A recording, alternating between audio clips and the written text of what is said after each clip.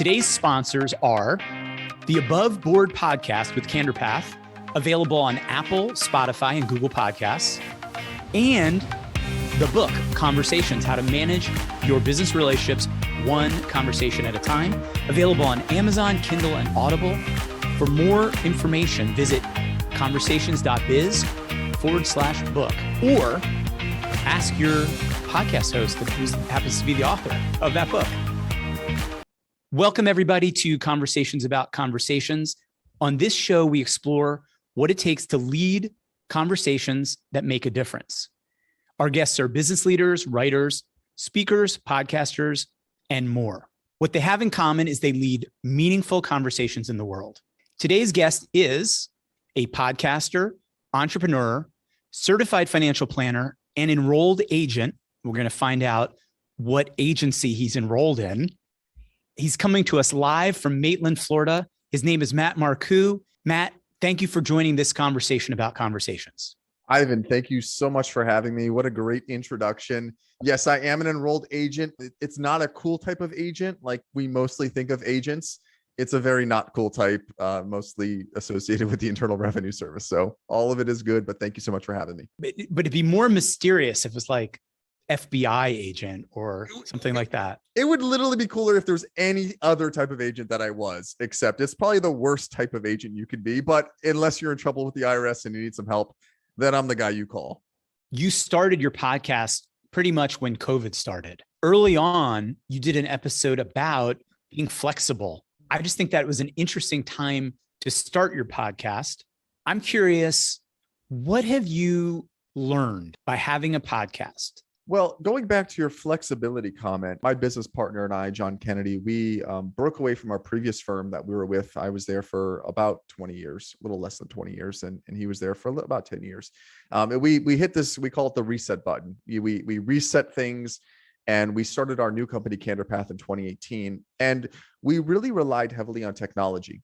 And so 2018 was before the pandemic, was before all of these things occurred. And we believe technology is what allows us to grow at an exponential rate, the use of technology. Now, what we do in our business is very relationship driven, and that's important. But the behind the scenes and the technology really helped us grow. So we were already heavily invested in remote working and cloud-based client files, so that when the pandemic hit, where the typical advisor industry has a filing drawer and needed to go to a physical office, we were using a lot of Zoom at that time. For us, it was nothing different. And by the way, we're not good prognosticators. We didn't know this was going to happen. We just knew, hey, we really like technology and there's a really efficient way to run a business. Let's embrace that. COVID hit.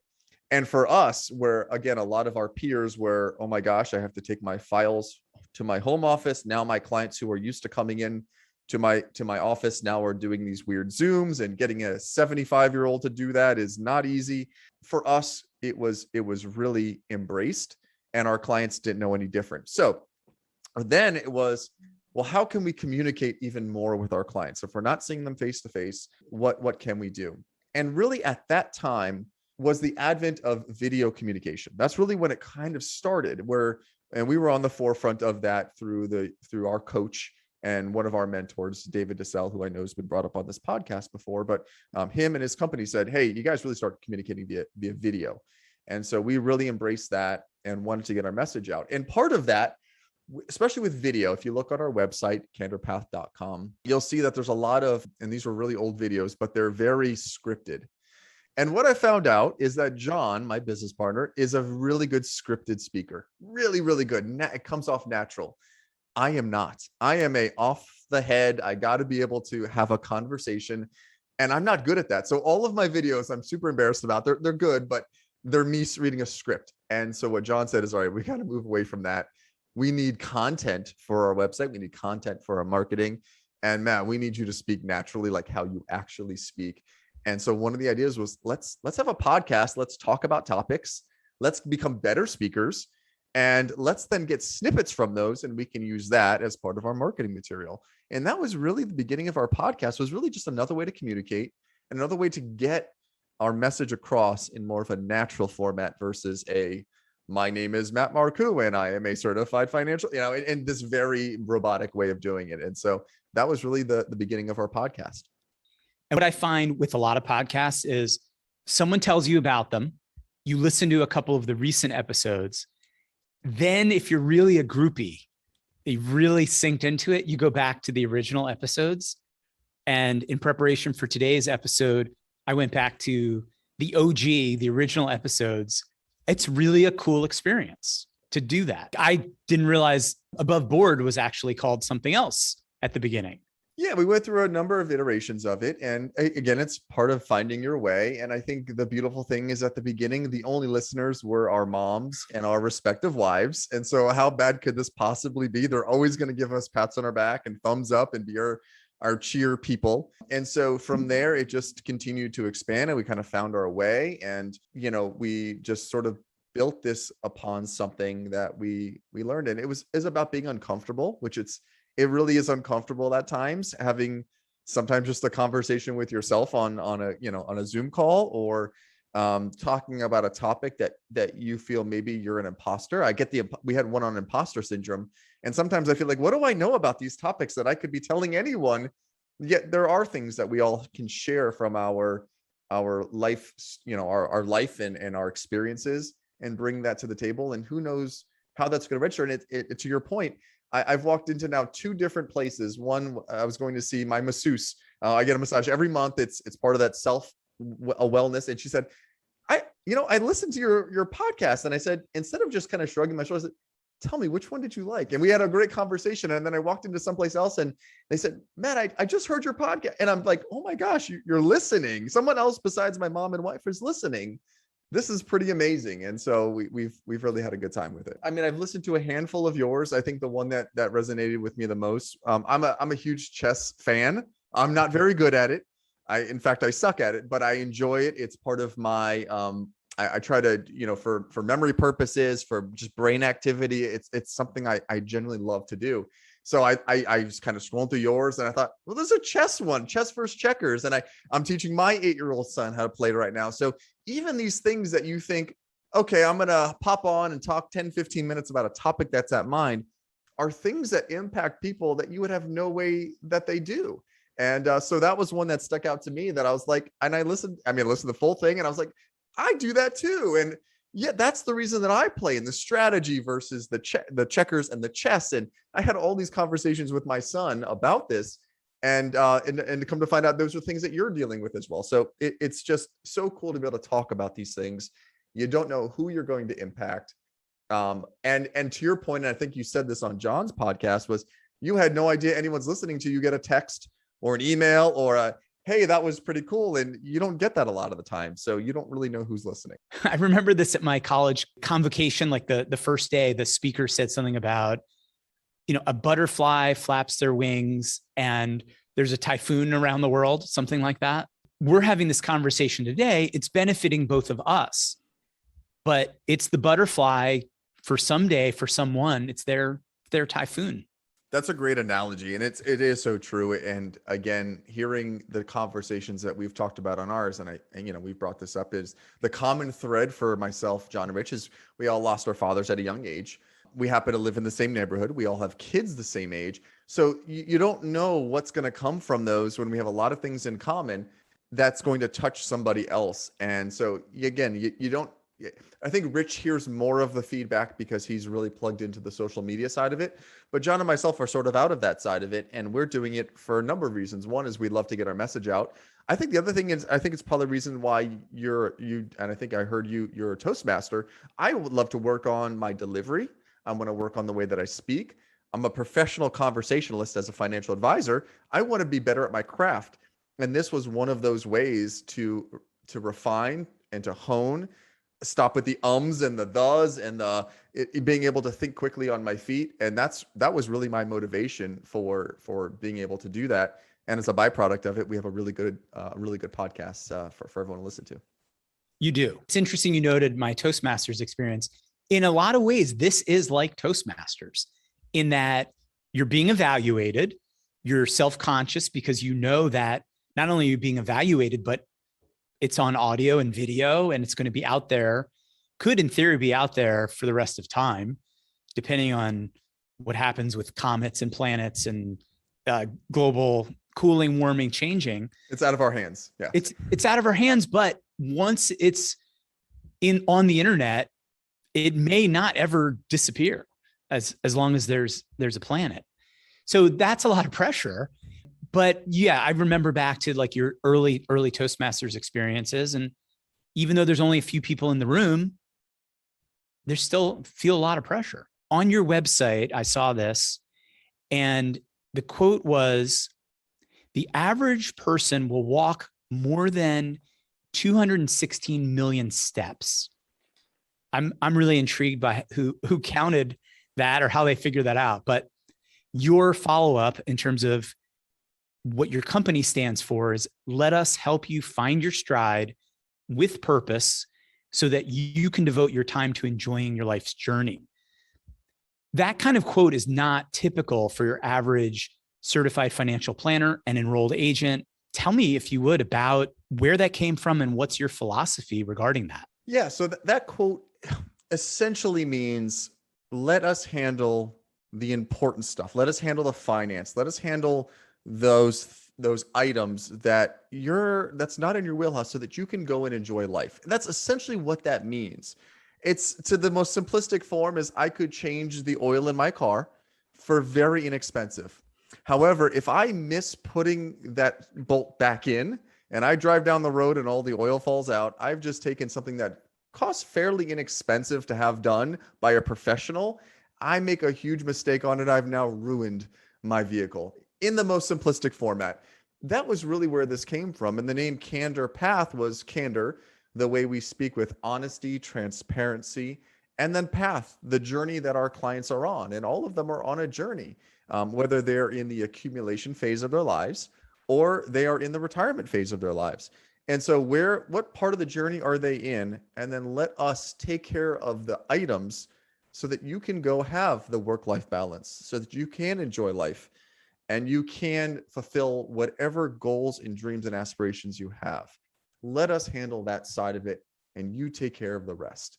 And that was really where we came up with the idea and the thought. And listen, there was probably a couple of glasses of bourbon involved and us all sitting around our dining room table with a thesaurus to figure out what is it that we do and how can we express this, because there are a lot of Freedom Financials and Lighthouse Financials and and they're not knocking any of them, but we were trying to think of what can we do to stand out just a little bit in what is sometimes an industry that is very boring at times. Or Integrity Financial. There's a lot of integrities. Or Trust Financial.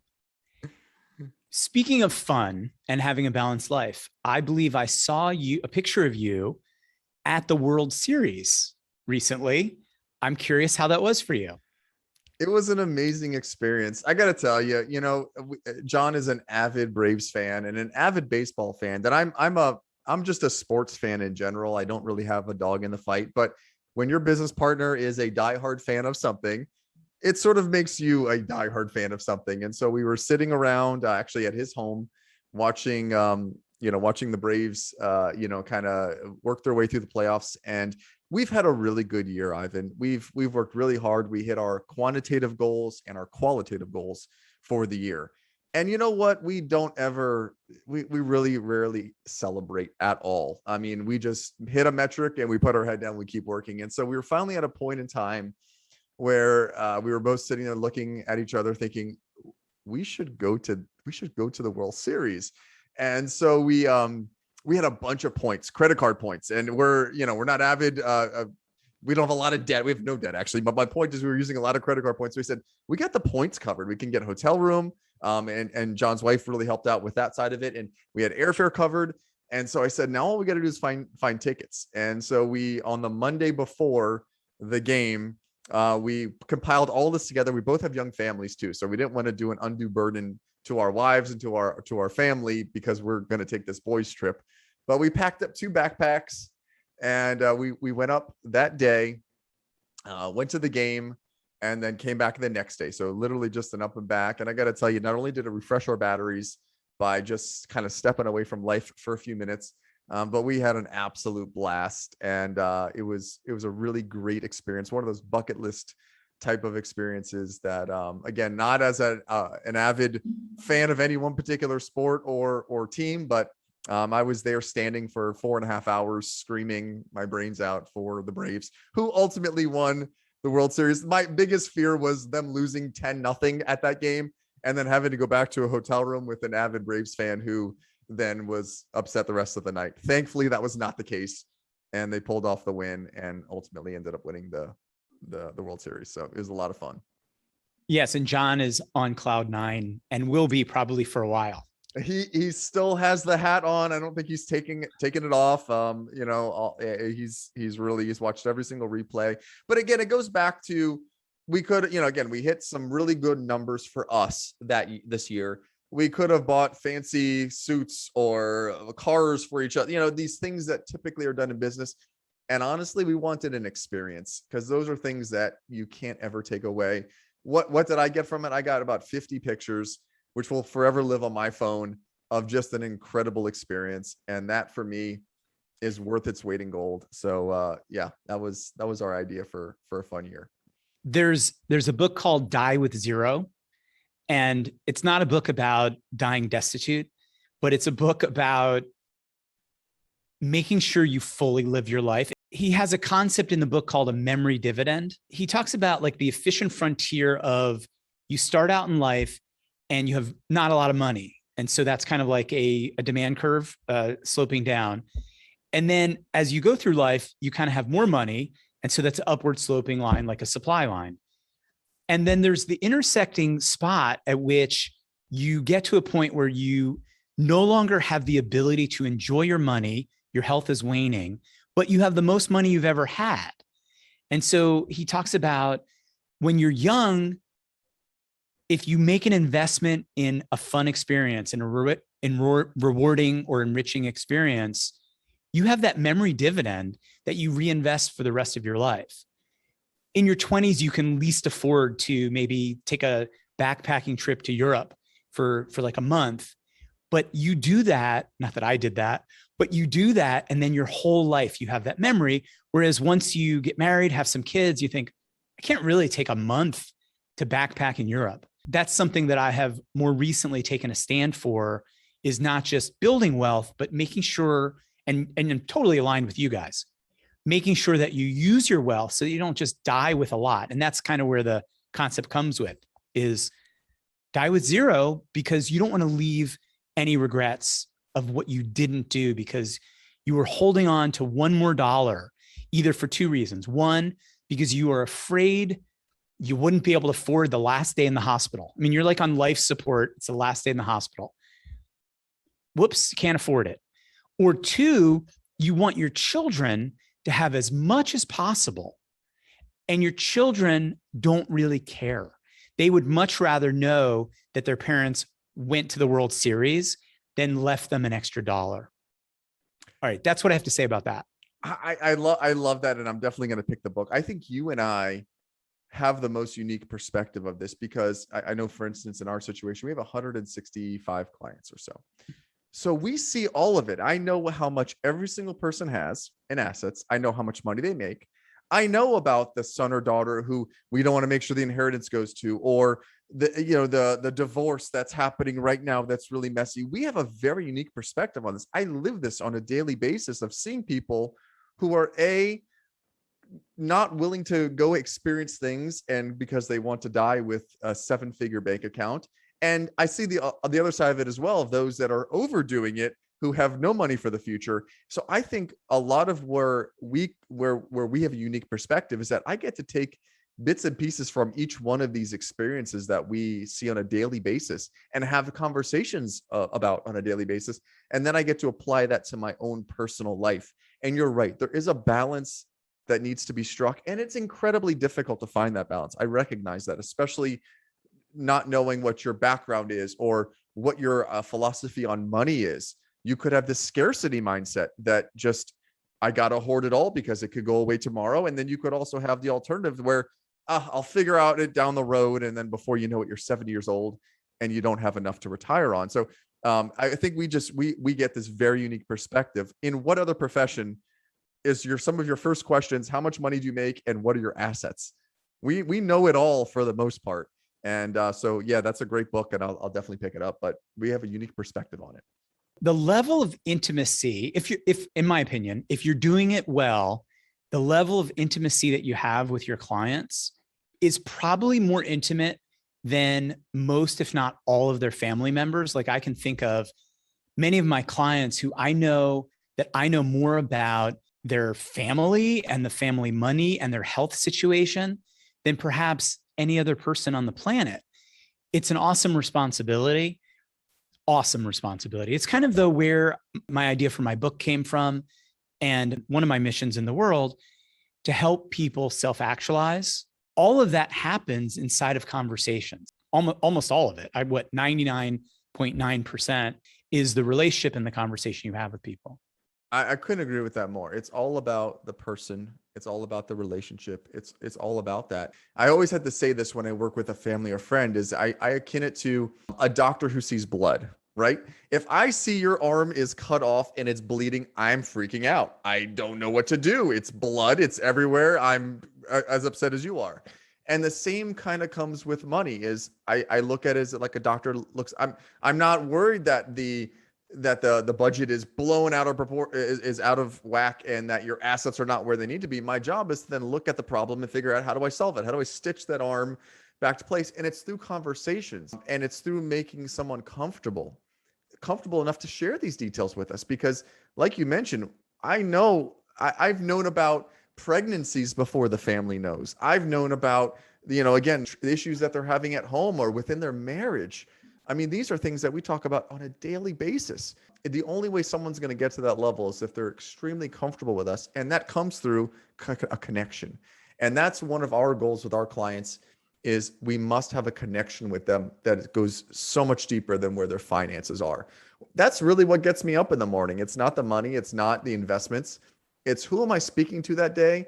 And am I looking forward to having that conversation? And if it's yes, then that's a great client. And if it's no, that's something we need to work on and figure out why that's the case. And do we need to make a change?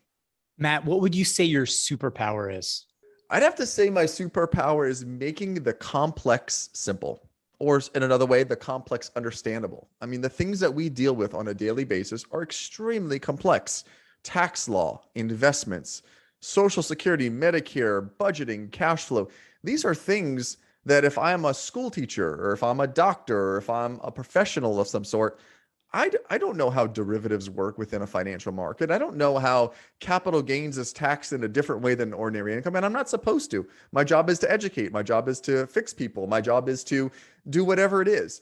So what I feel like my job is, and our job as financial advisors, is to take these very complex areas of someone's life, simplify it so that they can understand the why behind what's going on. And so again, if I can take the most complex items and I can make it so that anyone can understand, that's something that I didn't realize it, because you don't know what's inside of your head until you start saying it, that I realized from an early start, wow, I know a lot about this specific area. I just have to make sure someone can also understand that. So I'm going to go with that as my superpower. I wish there was something that I could do towards the agent side of it and shoot spider webs out of my wrists, but it's going to have to be complex and simplicity. I wondered if you were kind of a finance geek because you majored in finance, you have the letters of enrolled agent, certified financial planner. And I can tell, I totally get it. What makes you successful is you can take the complex and simplify it for people. And that's ultimately what people want and need. And you used the metaphor earlier about oil change. And I know that I don't even want to know where oil is or pull out the dipstick. I don't want to do that. I want to even pretend it's not even necessary. I think a lot of people are that way with their money. It's like they want to, obviously money is very important, but they just don't want to deal with it. So anyway, so you are really contributing your superpower to a lot of lucky people.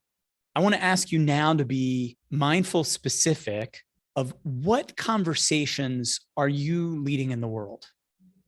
I think it goes back to what we were just talking about a moment ago, is making your money count, is making your finances count. It's talking to that person to say, what is the legacy that you want to live and leave behind when you're no longer here? It's also something that I'm very passionate about, is making sure that there's a work-life balance for my clients. Yes, I want to see your 401k, your IRAs, and your investments hit these goals, but I don't want you to do that in lieu of missing out on the things that are happening all around us. So it's providing a really practical nature and a practical application of financial planning to an area that's not a perfect science. The perfect science says you put X amount aside and you do these steps. Well, the art side of it might say that, I want to go do this. I want to take a sabbatical. I want to go experience something. And that's going to impact the financial plan. And my job then is to say, okay, you're going to do that. I want you to do that. Here's how we're going to do it once you get back on track again. I think for me, it's making sure that my clients have purpose in their lives and that the money is not dictating what that purpose is. What else would you like to make sure is part of this conversation we're having today? We have a great podcast. Check out Above Board with CandorPath. We're putting content out each week. We love the feedback. We love having the conversation. Well, I endorse your podcast. I'm hooked. You have a listener. I've very much enjoyed talking with you today. It's kind of interesting to get John F. Kennedy first, and then enrolled agent Marcoux second, then the Rich B, and bring it all back together. And my vision, I've done this with a couple other podcasters. My vision is like a simulcast, which it is both conversations about conversations and Above Board with CandorPath at the same time. That sounds fantastic. I would love it? that. Let's have your people talk to my people and we'll get all that set up. That sounds really, really cool. We'll definitely do that. And once again, thank you for being a part of this conversation about conversations. Thanks, Ivan.